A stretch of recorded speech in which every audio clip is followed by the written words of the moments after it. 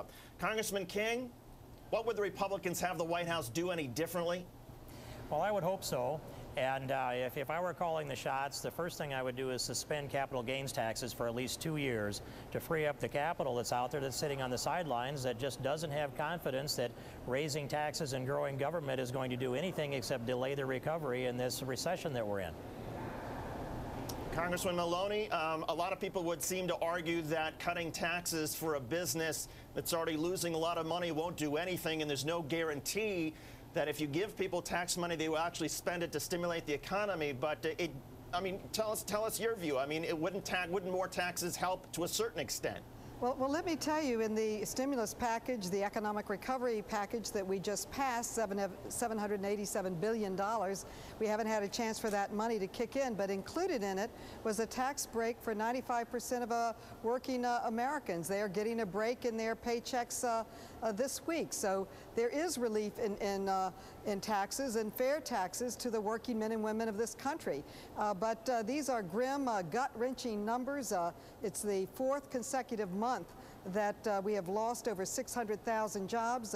With Barack Obama's administration has said when you're driving toward a cliff, you have to change course, and we have changed course. He had called for a stimulus package before he even was sworn in.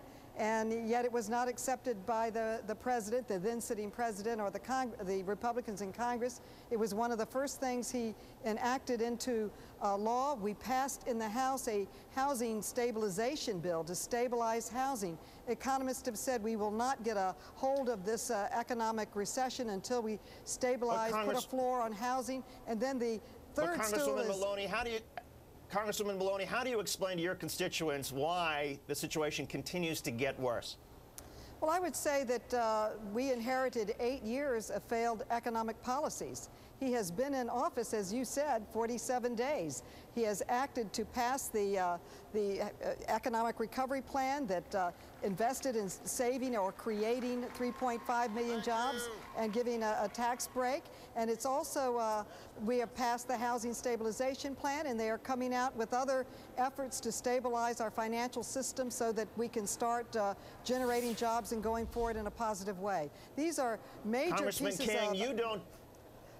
Congressman King, you don't blame President Obama for these job losses, do you? Some of it is and some of it isn't. I think we're both sad to see these kind of numbers come out. Okay, what of it is specifically? Wait a second. Explain specifically what of the job losses are attributable to President Obama and why. Okay. These job losses come from the second half of the TARP fund. The previous half was is part of President Bush's economy. But what's happened is that President Obama has been one who has contributed to the lack of confidence in the future of this economy.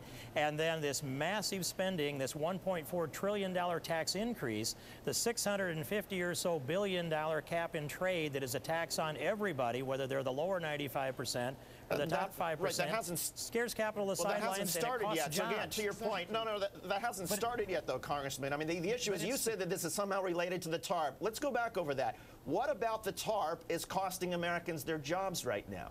The TARP, as far as I understand, was money to get credit flowing, to help the banks so the banks would not go insolvent. If a bank goes out of business, all those employees of the bank lose their jobs. If you give a bank money to stay in business, the employees still have their jobs. So again, what is it about the TARP that's costing jobs? And I hope you hear my point, and that is that this has transitioned into President Obama's economy. He's supported all of the TARP, and only the first half can be charged against President Bush. The balance of that was requested by the Obama administration. But when there's a crisis in confidence in credit, which the TARP didn't fix, and we still don't know where that money all went, and when there's a crisis in confidence in capital investment, it costs jobs. Those are the jobs that are now showing up in our records today as the capital that's sitting on the sidelines. We need confidence that capital is not going to cost more.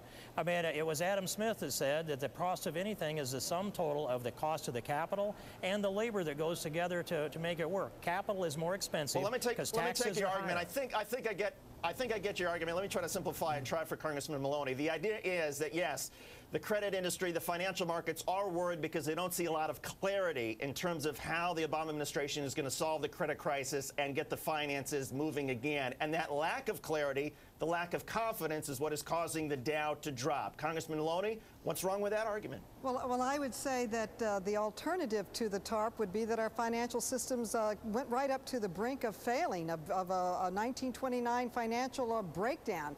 So the effort of keeping our financial system moving and going forward was important.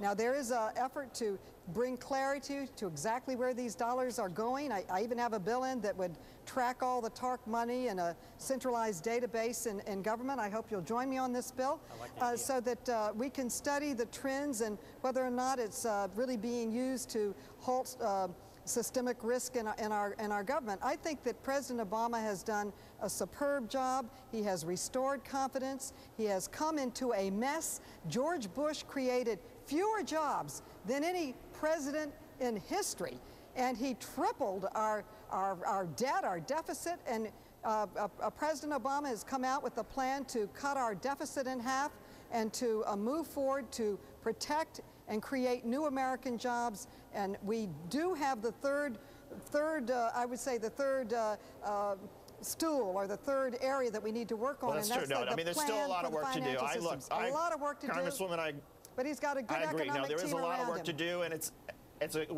a good sign that the two of you can agree to try to bring some more transparency to how the banks are using the money that we give them. So that's at least an important start. In any case, Congresswoman Carolyn Maloney from New York and Congressman Steve King, Republican from Iowa, thank you both for joining us. Thank you so much. We appreciate it. Thank you. Great, thank you. Of course, you're welcome. And coming up on Monday on 1600 Pennsylvania Avenue, we'll speak with Nobel Prize winning